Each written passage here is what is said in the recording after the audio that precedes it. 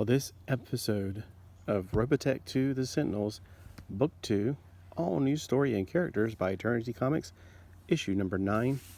On the front, we got some pretty good art. I like that. It is not a wraparound cover like the Comico comics. It's got somebody called Reanimator on the back. But I like that horse right there. This whole book gives me a very Beyond the Battle of the Stars or Battle of the Beyond the Stars or something like that. It was a movie, I want to say around 1980. I remember seeing it in theaters, and everybody just wrote it off as a Star Wars ripoff, but I think it was a lot more than that. It was very interesting. It had a ragtag group of a bunch of people that represent different planets, and that's what this feels like to me. You have, this race and this race and this race and all these different aliens from different races battling for one cause. Plus, I guess that horse kind of gives it away because their spaceship, one of the spaceships looks like a horse or a Pegasus or something like that. Well, the cover art's good. The internal art's good too. It's a very hybrid type of art where it's very, looks like a black and white painting. And then you get this cartoony look to it too. So it's very anime looking because, well, let's be honest, Robotech was an anime called Macross at first. So in the comic book, basically it picks up where the last one left off. They're about to invade, but then he's like, no, you can't do this. The is not right. And it's like, what did he just say? It's a word that they can't translate. So evidently they're using universal translators, a la Star Trek. And he's really upset about this whole thing. And Rick's like, okay, well, we'll send down a party because they wanted to liberate their planet from the Invid, but evidently there's something that he can't explain to him.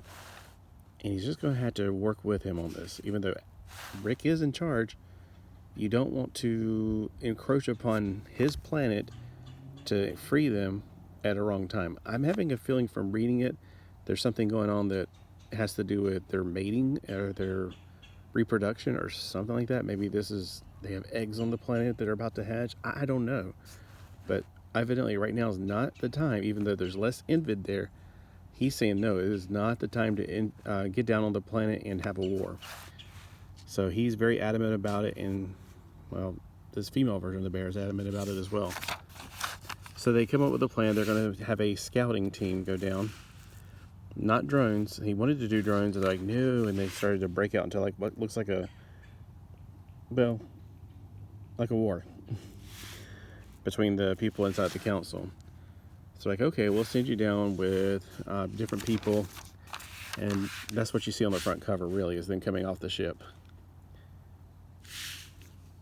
This guy's a scientist, and she doesn't like him too much, and she's like from some huge barbarian female race, kind of like the Furies. And this is also something that was pretty funny that I did build a short of, that while he's saying his goodbyes to Lisa, she's like, and he's like, it's a little bit of funny here and there that kind of makes the comic book really fun to read, because it's not just it's not just all action or all adventure. There's little parts in here that are humorous, like, I wish I were Admiral. just I don't know, things that keep me attentive, because with me, I can grow very bored of a book that's all action. I want things that are kind of funny thrown in there once in a while to keep me from getting too focused or hyper focused. I'm trying to get these two pages separate, and they just won't do it. I'm not using a tripod. There we go. So the art is again black and white, and this Baker guy is quite a character. He's constantly flirting with everybody. So he's flirting with her, and he gets on the Rick's nerves because he's trying to go over what the plans are, and his plans are obviously something not quite as admirable. And then there's something called Ninja High School and Johnny Atomic. I don't know. Those are commercials. Well, anyway, while he's trying to go over the plans of trying to sneak down on the planet, clip, clop, clip, clop, clip, clop.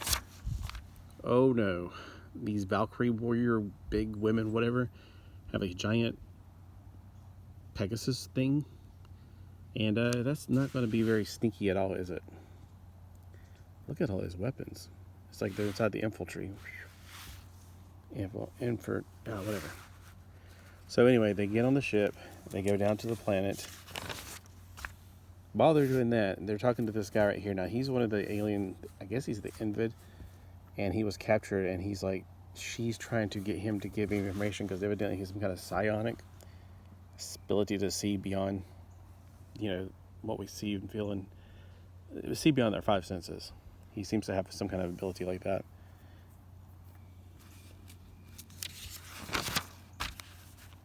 On this page, there she goes, that big old horse of hers. I think this is also a very fun little part. Admiral Hunter, you dare tell me I lack discipline? Who are you to give me orders? And he doesn't look down. He doesn't pause. He doesn't show weakness, which is a good thing because she seems like she's like a Klingon or something. I'm one of the people who came to your help, remember? I'm part of the force that give you a fighting chance to take back your planet. Now, the Sentinels Council, including you, approved this mission with me in charge. Now, can you take orders as well as give them? Look at that expression on her face. She's looking at him. He's not backing down. Then she cracks up. Well said, Rick Hunter. I forget that you males are just as hard-nosed as women. So evidently she's on a race that's like Klingon female, kind of the dominance is the female. It's really, I just kind of get the Klingon vibe from her. So he's like, oh, thank goodness. So here they go. Now listen up, everybody. Here's my plan. And here's the plan. Oh wait, that's a commercial. Here's the plan. No, that's a commercial. So they are, as they're about to do that, it shows the Sentinels, or whatever they're called, down on the planet. And he's talking about his wife has disappeared. Now you go find them, or else you'll wish you were dead. And then he's got all these eggs. And he's like, look at these eggs. Ugh. It was some kind of plan that she had, but then she disappeared. And we can see inside of it, there are more of them, I guess. And maybe she's making a special breed of them. I don't know. But I'd like to find more about this because this is really really fun series to read so far. It's giving me a lot of good goosebumps from the past. I don't know if I'm just being nostalgic when I read it. Here's where I'm thinking the word that he couldn't describe has something to do with baby bears, because she was saying, they're talking about, well, why didn't you talk to her? And he's like, you're bigger, why don't you talk to him? And he's like, well, yeah, but you're a mom. And she's like, what does that have to do with it? It's about when she showed her child, the big woman bear kind of gave in or something. So I don't know. I mean, if you've read this book, give me some more feedback, because I'm enjoying it, but I doubt I'll be able to find all the issues of this. He didn't have all the issues, and he's got more issues than I've seen in one place. And look at that. He does not want to be with her because she's one of these I hate men kind of people. It's kind of like ultimate feminism or something. And then we got Sentinels. Now, I just wanted to go real quickly and say, does anybody here named Scott McClane? Because that sounds familiar. And then Captain D.A. Bosch. I wonder if these people are on the YouTubes now. Adrian Griffin from New York. Oh, look, Jesus is in here. From Inglewood, California. Oh, I thought he was from Nazareth. David Ferris from Tiger, Georgia. Or is it Tajir? That's it. That was just some people that wrote in. I always think it's interesting if these people are still around. And then available from Malibu Graphics Publishing Group, October 1991. And then we got something about, it's kind of like their version of the Daily Planet. It's got newspaper information. Meet Akiru Maui in Ninja High School. He looks like Mogwai. What is his name? Gosh, why can't I think of it? Mowgli. He looks like Mowgli. Whatever. Subscriptions. Lovecraft. Galaxian. Evil Ernie. Hey, wasn't Evil Ernie's comics? Wait. Somebody's always talking to me named Evil something. Anyway, I wonder if that's where he got his name from. I would have subscribed to Robotech 2, The Sentinels. And maybe Animag. I think I had a few. I have at least one of those, I think. Yep, this would have been something I'd definitely wish I could have gone back in time and read more of.